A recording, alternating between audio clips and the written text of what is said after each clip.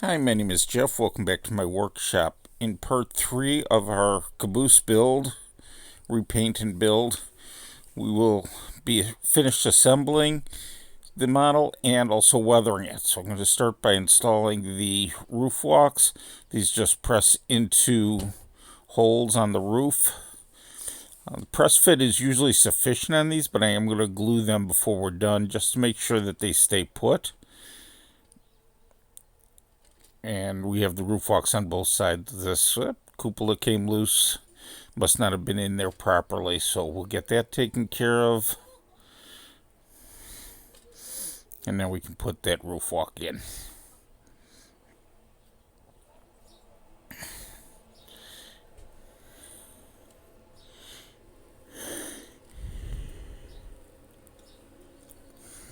Now we're just going to use some plastic solvent cement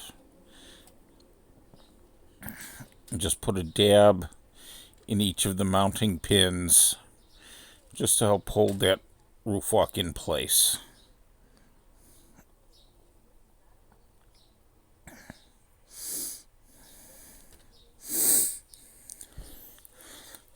Okay, we'll leave that while that dries. We can then start working on bringing the car to weight. The car was about an ounce light, so I'm using these nuts to add weight. These happen to weigh a half an ounce a piece, so 2 of them work perfectly, and I can mount them over the truck mounting screws.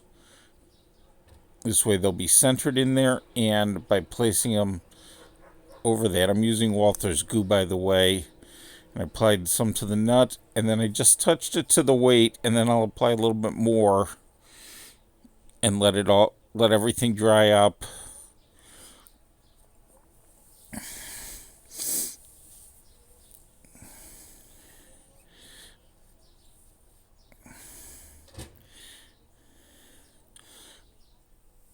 And then do the same thing on the other side. By applying it to both surfaces, letting the solvents evaporate out of here, when you touch the 2 pieces together, it'll create a permanent bond. So I let this sit for 2 minutes with the while I had my camera off. You didn't need to sit and watch glue dry, and now I just drop the nut into place and press it down so we have good contact. Do the same thing on the other side end.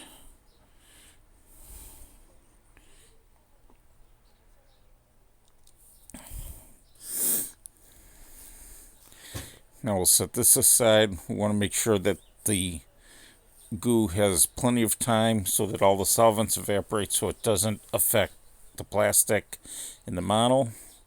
And while that's happening, we're going to use some gray paint, just a dab of acrylic craft paint, to highlight the handrails on the car. And we're really going to dab a bunch of this off the micro brush and very gently, very lightly touch the paint on the raised portion, the molded on handrail, so it shows up.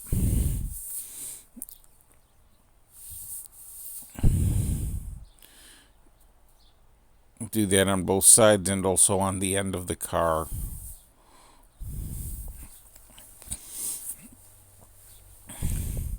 When we weather, we'll add some shadowing under it so that it'll look, except on close inspection, it'll look like a separately applied piece. And now we can put the shell back on the underframe, making sure we get the clips in their openings, and the cart is ready to go. We just need to add all the detail parts to it, and then we can start weathering. So I'll start with the brake wheels.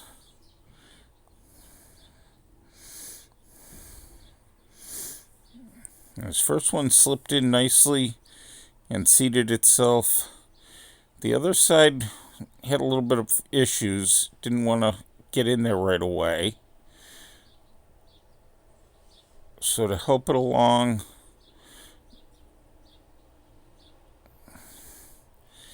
no, that's not working. Help it along, I'm going to take a sanding stick and just sand the end of it to get some of that silver paint off that I used on it.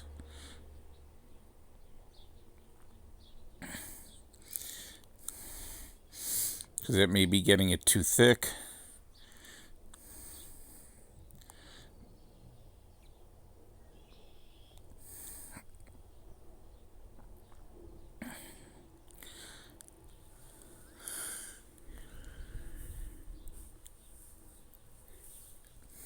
And just a couple of quick passes on each side of the nub on there should be enough to do that.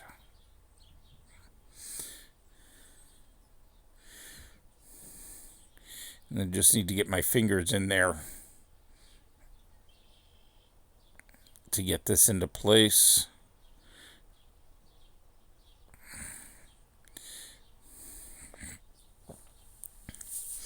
It still doesn't want to seat all the way, so I'm going to take a pair of tweezers and just use those to kind of help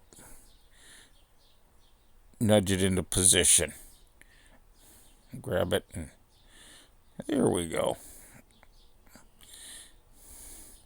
Now we can add the ladders and the end rails.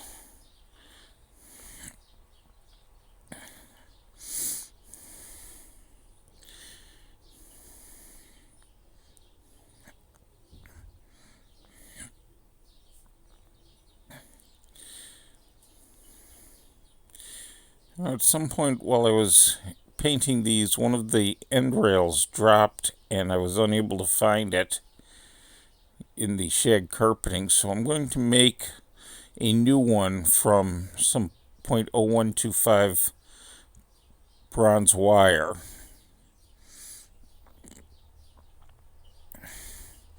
And we'll use the one that's already mounted as a template.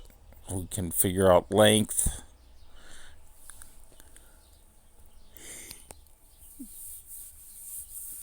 and height.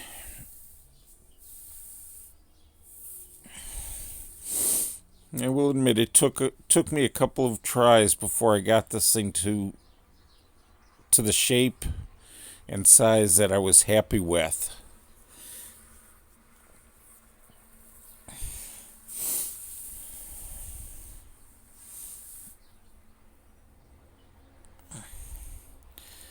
We can test fit it. It's not quite square, but we can square that up.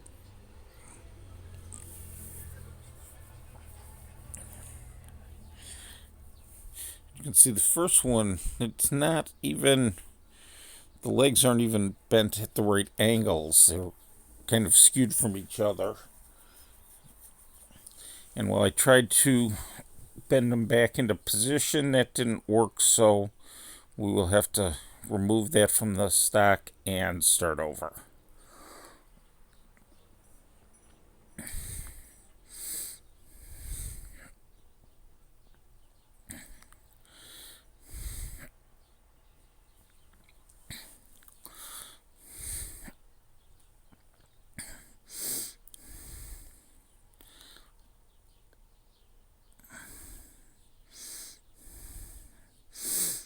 I apologize, when I'm working on some of this stuff, it's very small and I need to get it close to my eyes so that I can see exactly what I'm doing.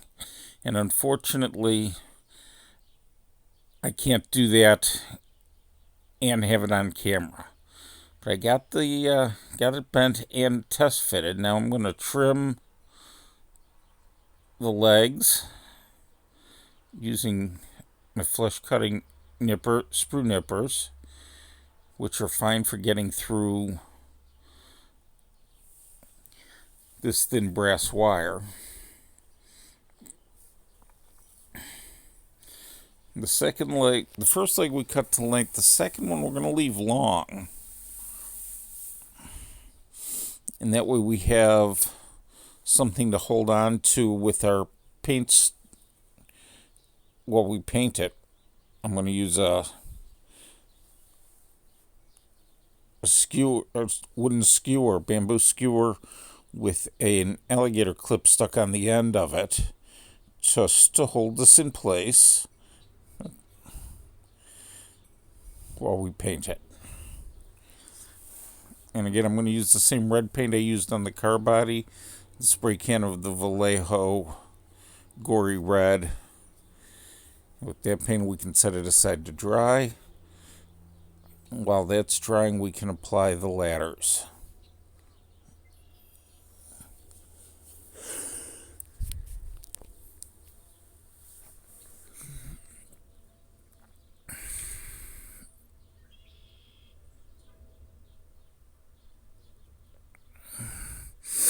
And with everything in place, I'm just going to use a toothpick to apply just a drop of CA to the holes where the ladders go into the roof and into the floor of the car, and also to where the end rails attach. Just enough to hold everything in place, but small enough amount that if we have to at some point in the future get into the car, we'll be able to break that glue joint easily enough without damaging anything. I'll set that aside to dry, and then we can start weathering. My favorite weathering medium is Pan Pastels, and I'm going to start with a very light, almost off-white color, and just do that on the roof walks. Kind of make it look like the paint has worn off and we've got raw wood underneath there.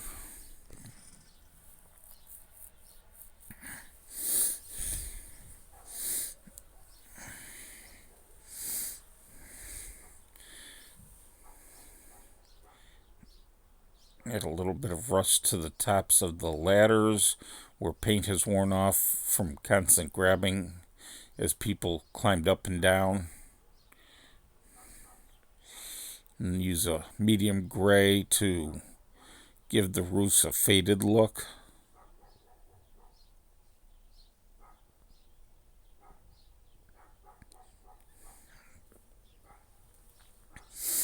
And a little bit of dark gray just on the end of the sponge at the rivet lines to kind of give that detail, help that detail pop a little bit, kind of create this shadow effect on there.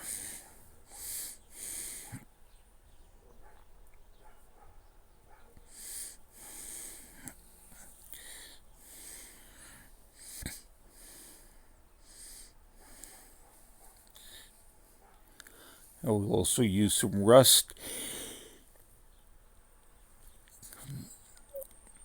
Again, along those rivet lines where water would naturally run, with it heavier closer to the edge of the roof.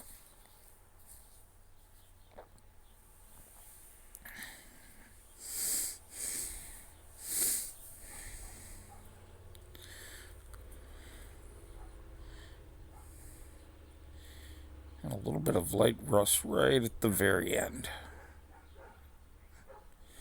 We'll also apply some to the sunshade itself.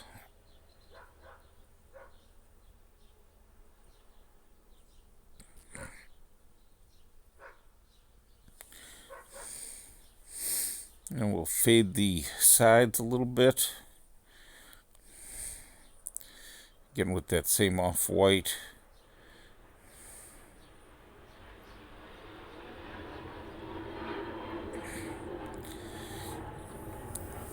If we have too much, we can use a flat section of the sponge to wipe it off. So our main colors show through, but it definitely has the look that it's been out in the sun and has bleached.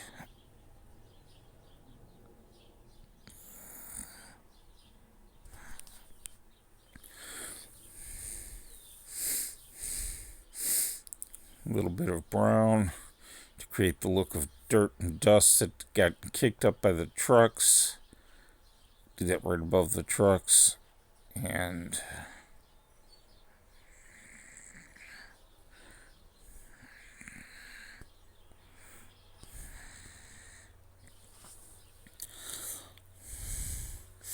we'll continue this. I hope you're finding this series enjoyable. If you've enjoyed this video or if you've learned something from it, please make sure you hit that like button and also subscribe so you don't miss my next video. If there's a type of project you'd like to see me do, please leave a comment and let me know. I'll try and do what I can. And thank you for watching. Just finishing up the weathering here by lightening the roof. And we'll add a little bit of grime and rust to the sunshades on the cupola.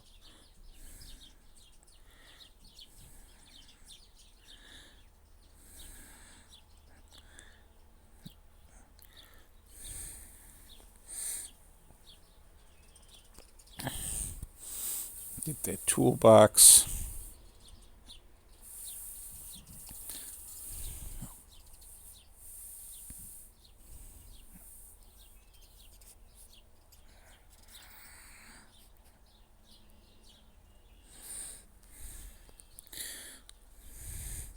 And here's our finished caboose ready to go on the layout and bring up the rear end of a train. Thank you for watching.